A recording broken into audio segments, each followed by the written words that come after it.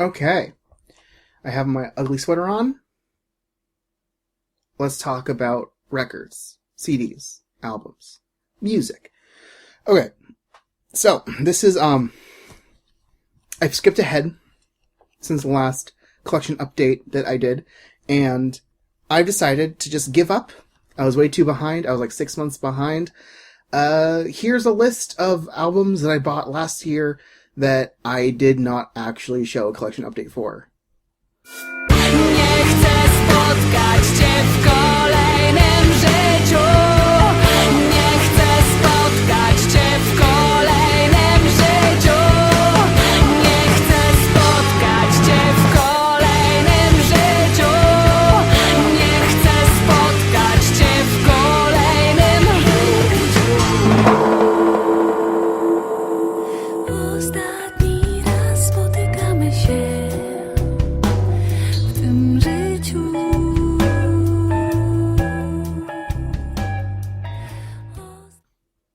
Now that we got that out of the way, I don't know, leave a comment if you saw anything that you like. This is my end of year, holiday, whatever, collection update extravaganza. It's not really that much. It just looks like a lot. Let's start. Here's, again, this is going to be because it's the holidays, and it's usually the time of year for that. This is going to be like the most indulgent collection update I've done in a while. Look at my last one that I called Indulgent. It's just a lot of Gothic and Symphonic metal and some related genres. First up, I have the first and last albums by the Polish Gothic metal band Delight. This is their debut, Last Temptation, released in the year 2000s. Demon Sex, and this is their 2007 fifth album, and this is what they went out on. This is how they ended their career. This is Breaking Ground. Let me get into details. Delight, honestly, as a Gothic metal band, at the beginning, they were kind of mediocre as shit. This, I think, is their worst album, their debut, which is good. It's good that a band's first album is also their worst.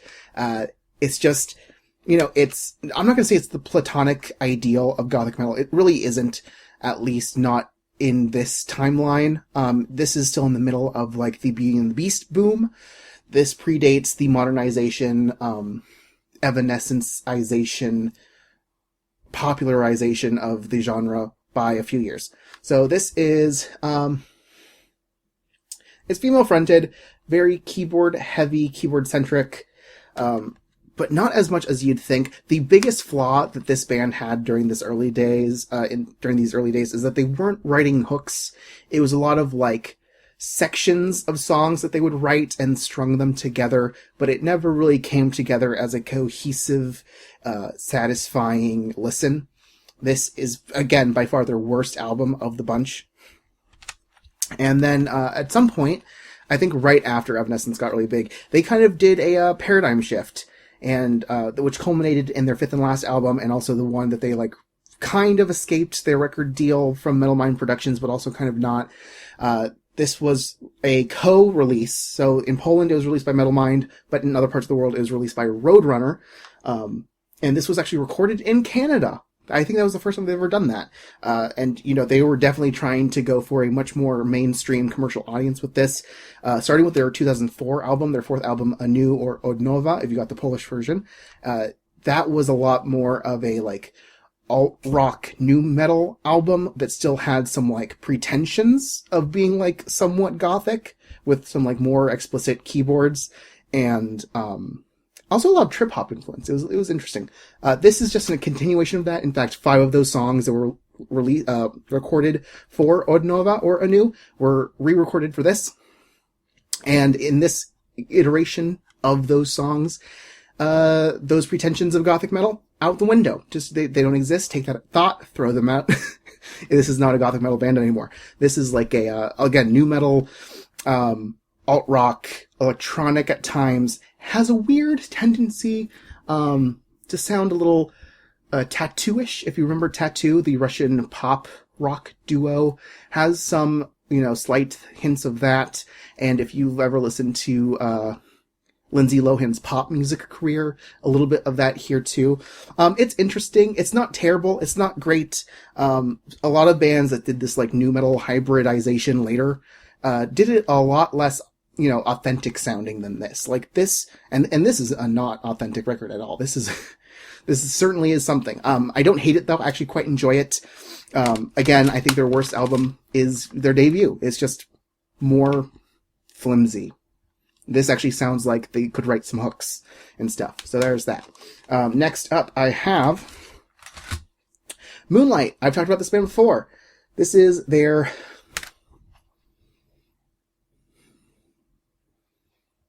eighth album, Audio 136.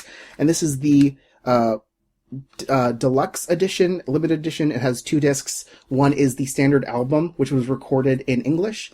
And disc 2 has some of the songs re-recorded in Polish. This is, they started off as a proggy Gothic metal band, and this is not that at all. Much like Moonlight and Artrosis, they departed on that around the turn of the millennium. And this is much different. This is like avant-garde, proggy, noisy, off-the-wall, really atmospheric rock. Kind of unsettling.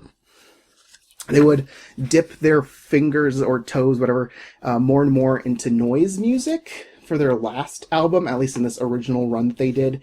They originally broke up in 2007 and reformed just over half a decade ago. And this is great.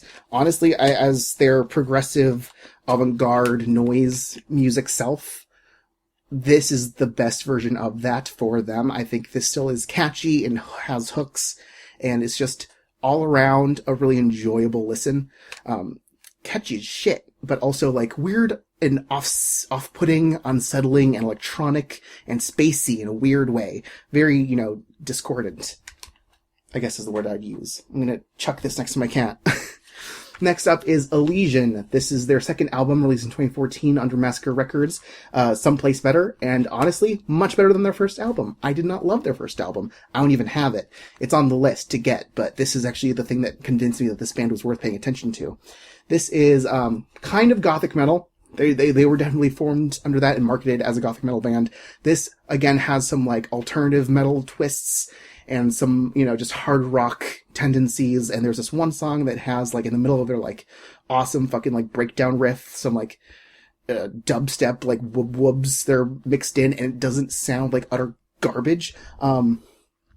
Really strong, really good stuff. My one complaint would be to, like, bring those strings and keyboards out a little bit more. They're on here. They could be incorporated more into the mix. That'd be great. They haven't released anything since, but I know that they are active. So, fingers crossed that we get something new soon. By the way, didn't say this, they are Greek. This is a Greek band. Their first singer went on to be in Visions of Atlantis. And they got this singer, who used to be in Bare Infinity, I think. Whatever. That's neither here nor there. It's good. It's good. Greek Gothic metal. Modern as shit. Next up is Urban der Schöpfung. This is a Napalm Records 2003 pressing. The original was released on MOS, whatever, back in 2001. This is their first album, Twilight. I always forget that they have a second one because they reformed, sort of. More on that later. So, Urban der Schöpfung was formed by one of the guys from Liechtenstein goth outfit, Weltenbrand. I don't know what his deal was, but I guess he was in the mood to put out some metal. So he put together this Gothic metal industrial EBM hybrid band. And this is their first album. The rest, after this, the band kind of broke up and most of the members went on to form Ellis, which is a band that I love. This is kind of Ellis V 1.0. That being said, I do think, it's a bit less satisfying as a listen than Ellis was. This has some great musical ideas and, atmospherically speaking, phenomenal piece of music. It's just, again, with the hooks, like there's not much, there's not much to grasp onto, not much to be, specifically memorable. It's very pretty. It just suffers from being a little bit less thought out than I would like it to be. Also, at this point, the singer, rest in peace, was a little unrefined compared to what she would do later with Ellis. She, honestly, as her musical career, great. Ellis was phenomenal. This is not terrible. This is actually pretty decent. She passed away in 2006. Again, rest in peace. But, I think her legacy as a singer, though at this point has kind of, escaped the popular consciousness a bit, is great. Like, amazing. Great stuff that she's left behind, though. Moving on, here's a band that I have talked about on the channel before. This is Artrosis, and this is their debut album, Wasteland, released on Massacre Records. This was, I actually don't really know their story. I believe in 1997 they formed, and they were much more of that gothic death doom style, a la like Theater of Tragedy. And they released some like EPs and demos in that style before ultimately changing to this, which is a bit more of like an aggro gothic symphonic metal project. A lot more aggressive and speedy and punchy than a lot of their contemporaries around this time. That being said, it's not a particularly great album. Their second album, Nova, that came out the year after, is great. It blows this out of the water. This has some nice musical ideas similar to the Airbender Schöpfung album. However, this is even weaker than that. This is like, I don't know. It just kind of feels like a first draft. It's just not particularly good. Also, the album cover fucking blows. I like her outfit, though. Not gonna lie. So this band is, they've gone silent, but the singer, and it was one of the founders, was the replacement singer in Darkwell, for their second album, and did some tours with them before, that band also eventually went silent. I don't know, this German symphonic gothic metal, not much to talk about. It's not particularly memorable. There's this one song that's like inordinately long on the album, like it's much longer than anything else on the album, and it is a slog to get through, and just that alone brings us down just quite a bit. I don't know. I wanted this record. I wanted to complete, because they only released 2 albums. I wanted to make sure they had like the discography. I don't feel bad about that. It's just not a great record. Next up is a goth band, Faith in the Muse. I talked about this last year. This is their third album, Evidence of Heaven. Let's see, I have to be careful if I open this because the teeth broke, but I'm still using the jewel case for now, at least. Their second album is a goth rock, folk rock mix, and this pulls away from that a bit, and leans into the neoclassical elements that they had already. And this comes off as much more of an ethereal wave goth rock mix album with some nice orchestrations. Well, not orchestrations, but like those classical elements like the tubular bells and some strings. And then you have some like Baroque elements like the harpsichord. There's a harpsichord on the track and, stuff like that. It's has, a very, not Victorian, but maybe like a 18th century, late 18th century, early 19th century aesthetic. It's nice. I prefer On Wind Beneath the Waves, but this is very good in its own right. Very artsy. Love it as someone who enjoys like subtle details and like art history. So you can like listen to it and try to like pick out details about it. It's great.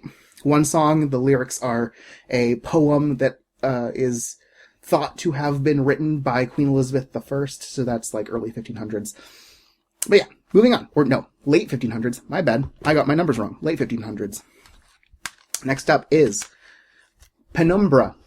This is their first album, Emanate, released on Serenade Records in the year 1999. And this band, I kind of want to say it's the platonic ideal of gothic metal.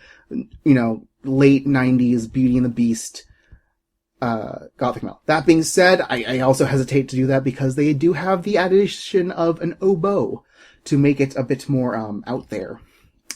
In general, this album, again, much like the Artrosis album and the debut from Delight, not great.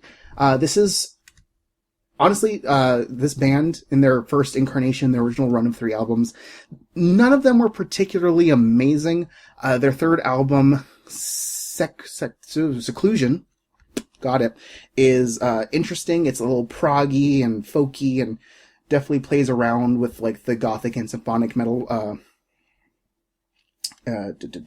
not tropes, but like the sensibilities or like the genre conventions of the time. This is very straightforward. In fact, a little bit too straightforward. I think it's just kind of lacking in some instances. I don't hate it. There's some like great songs, like the last track, Underwater Dream, and also Bloody Experience. Whatever. It's a song title.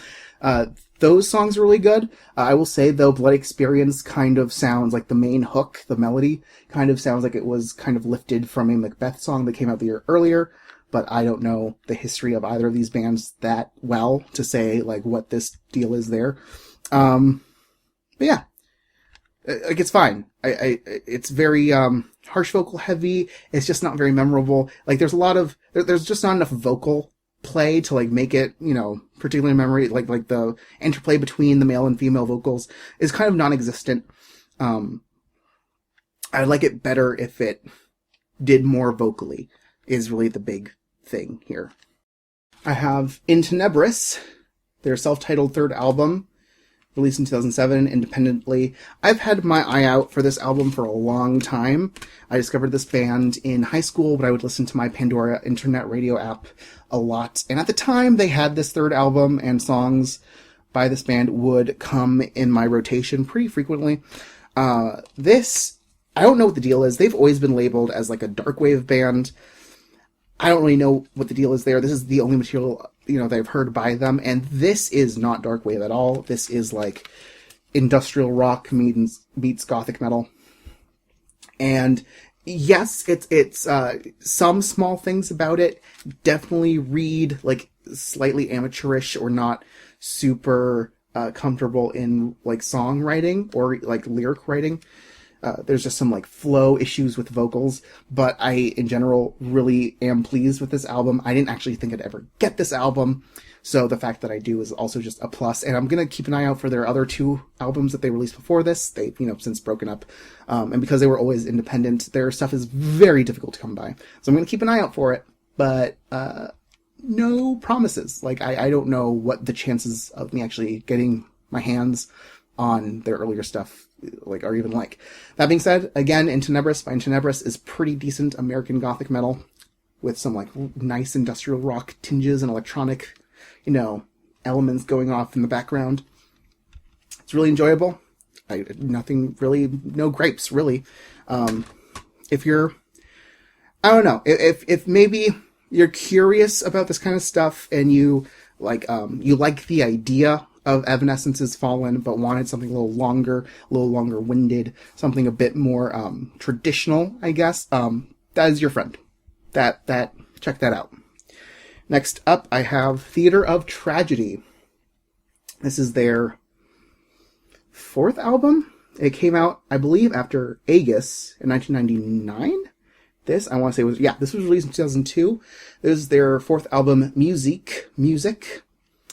And this is interesting. Speaking of industrial rock meets gothic metal, that's kind of what this is. It's weird. Like, I enjoyed this album. I enjoyed it. But there's some issues that I have. For example, this is the first time that this band has gone this electronic, like, industrial route. And I don't know what it is, but I guess the main lyricist just could not come up with any ideas that weren't, like, intrinsically tied to this concept of, like, industrialization and electronics, and just, it's really weird. Like, some of the lyrics are just, like, naming off things, like, the ATM. Okay, that's a bit, that's corny. It's not the ATM. At no point did he use the term ATM, but it's very, like, electroshock machine, go on to the metro. It's so corny and weird, and just, I don't understand, but I don't hate it. I actually quite enjoyed it.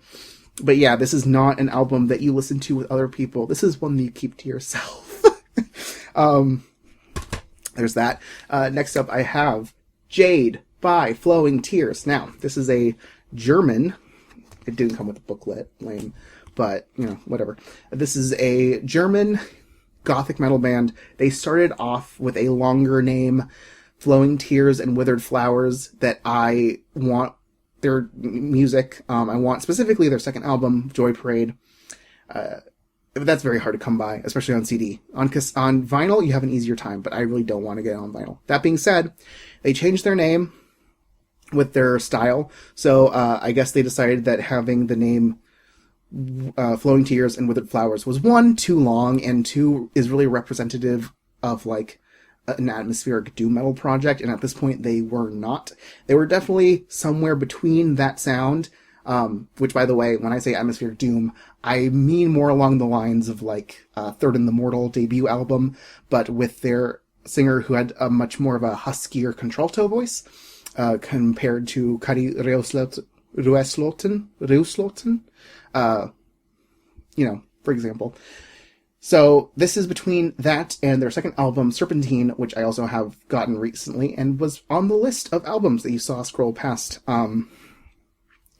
So that was a bit more commercial, bit slicker, definitely picked up the pace, and was a lot less moody, for lack of a better word.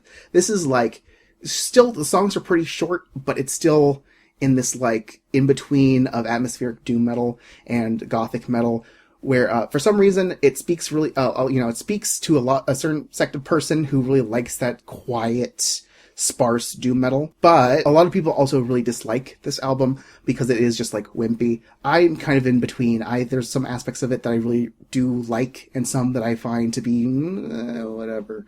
That's just me though. In general, I enjoy it.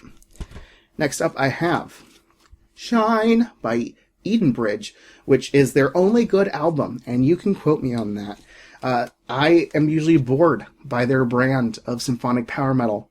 It's, I just find it to be kind of wimpy, and not a lot of tension, and I prefer something a little darker. But this album is tight. I did not think I'd ever like anything by this band, but last year I was listening to music on Spotify while doing a reread of like all this a giant book series I was really into a couple years back, and I suddenly was struck by this like mood for high fantasy. So instead of listening to what I was listening to, I like veered off in towards power metal, because I even though I didn't want to actually like stop reading the book series I was reading, so I just changed my like music habits, and this is what I came up with. And I actually ended up really liking Shine so much. Like, this is fucking rad. It's like slightly progressive, again has those like East Asian, Middle Eastern sounds, and then also has some like Irish folk music and details and stuff. And this is the deluxe edition repress with 2 discs, and it has like notes in the booklet about like, some behind the scenes stuff about the album. It's cool. I really like it. And the last thing I want to show is 3 albums by this one band. I am almost complete. Like, my collection of their discography is almost complete. I'm just missing their second album. But this is Nemesis. They are a Dutch band that is like the absolute dearth of authenticity.